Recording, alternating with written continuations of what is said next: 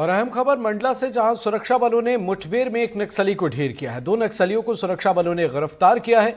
नक्सलियों की शिनाख्त हो गई है। संतोष और अशोक दोनों के नाम है। गिरफ्तार नक्सलियों के किसली जोन के चिमटा में यह मुठभेड़ हुई, तो एक बड़ी कामयाबी, एक बड़ी सफलता। मंडला से खबर, सुरक्षा बलों ने मुठभेड़ में एक नक्सली को ढेर किया है, साथ ही 2 नक्सलियों को सुरक्षा बलों ने गिरफ्तार किया है। दोनों नक्सलियों के नाम संतोष और अशोक हैं।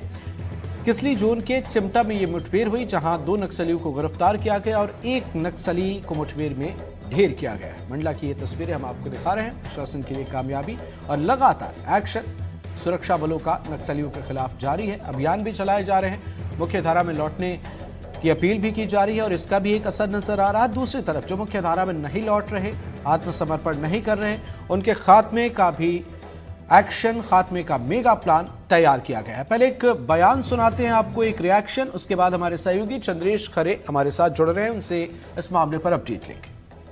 इसी सूचना पर कार्रवाई करते हुए जहां वो राशन लेने आने वाले थे, वहीं पे हॉक फोर्स ने अपना एम्बुश लगाया उनके आने जाने वाले रास्तों पर।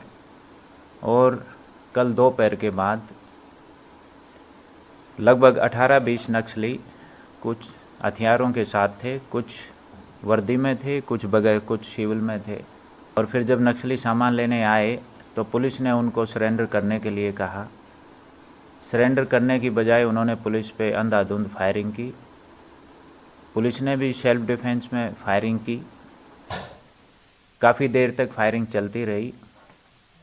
बाद में जब फायरिंग बंद हुई तो पुलिस को एक व्यक्ति गिरा हुआ दिखाई दिया। फिर आज सुबह जब सनलाइट के बाद फिर पुलिस ने दोबारा सर्चिंग की तो एक जो मृतक है उसे कुछ दूरी पर हमें 315 बोर की एक बंदूक मिली।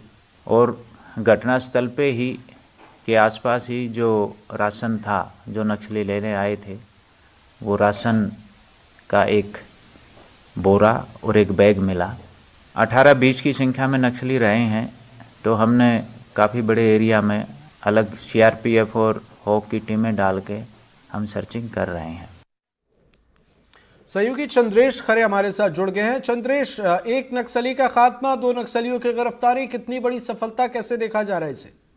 ये लगभग 6 महीने से यहाँ पर नक्सलियों का मूवमेंट चल रहा था। इस बात की पुष्टि आईजी साहब ने किया तो इनके हॉक फोर्स की नजर इस पूरे क्षेत्र में थी। काफी दिनों से जैसे जैसे छत्तीसगढ़ में नक्सलियों को शूट किया जा रहा है, नक्सलियों को पकड़ा जा रहा है और नक्सली सरेंडर कर रहे हैं, उसके चलते नक्सली छत्तीसगढ़ से भागकर मध्य प्रदेश में आते हैं। ये मध्य प्रदेश का हमारा कान्हा नेशनल पार्क का जो जंगल है, ये छत्तीसगढ़ की सीमा से लगा हुआ है और ये नक्सलियों की बिल्कुल आरामगाह या ऐशगाह होता है कि यहाँ पर इनको पूरी तरह सुरक्षा मिली हुई होती है, क्योंकि कोर एरिया में बहुत शांति होती है और यहाँ पर कोई आवाजाही नहीं होती।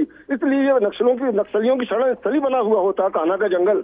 तो हॉक फोर्स को पिछले 6 महीने से संदेह था कि यहाँ पर कुछ नक्सली गतिविधियां चल रही हैं, जिसके चलते इन्होंने कुछ 2 लोगों को पकड़ा संदेह के दायरे में। और जब उनसे कड़ाई से पूछताछ की गई तो बताया उन्होंने कि वो नक्सलियों को राशन देने जा रहे हैं। उस जगह पे, जिस जगह पे नक्सलियों को राशन लेने आना था, उस जगह पर हॉक फोर्स ने एम्बुश लगाया। कल सुबह की घटना है, वारदात है। और लगभग 18 से 20 की संख्या में नक्सली वहां पर आए थे, जिन्होंने पुलिस के साथ फायरिंग करी और पुलिस ने कम से कम 80 राउंड फायरिंग की।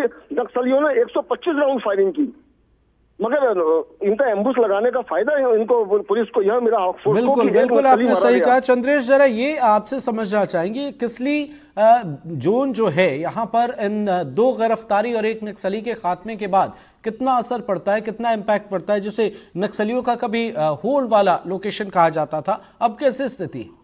नहीं, क्या 2015 में 3 दलम बनाए थे नक्सलियों ने और पुलिस ने और हॉक फोर्स ने उसमें से 2 दलमों को खत्म कर दिया है। अपना मोचा दलम और पांडीवारा दलम, ये दलम खत्म किए जा चुके हैं और सिर्फ 1 दलम बचा है, बांधागढ़ अपने कान्हा और एक कान्हा दलम बचा हुआ है। ये तो सिर्फ इस दलम की एंडिंग है। बिल्कुल आईजी साहब का यह कहना कि यह दलम यह बहुत जल्दी निश्चित तौर पर इसका एक बड़ा जो है असर वो भी नजर आ रहा है। आप नजर बनाए रखिए चंद्रेश, आगे भी आपसे अपडेट लेंगे। फिलहाल बहुत बहुत शुक्रिया इन तमाम अपडेट्स के लिए। खबर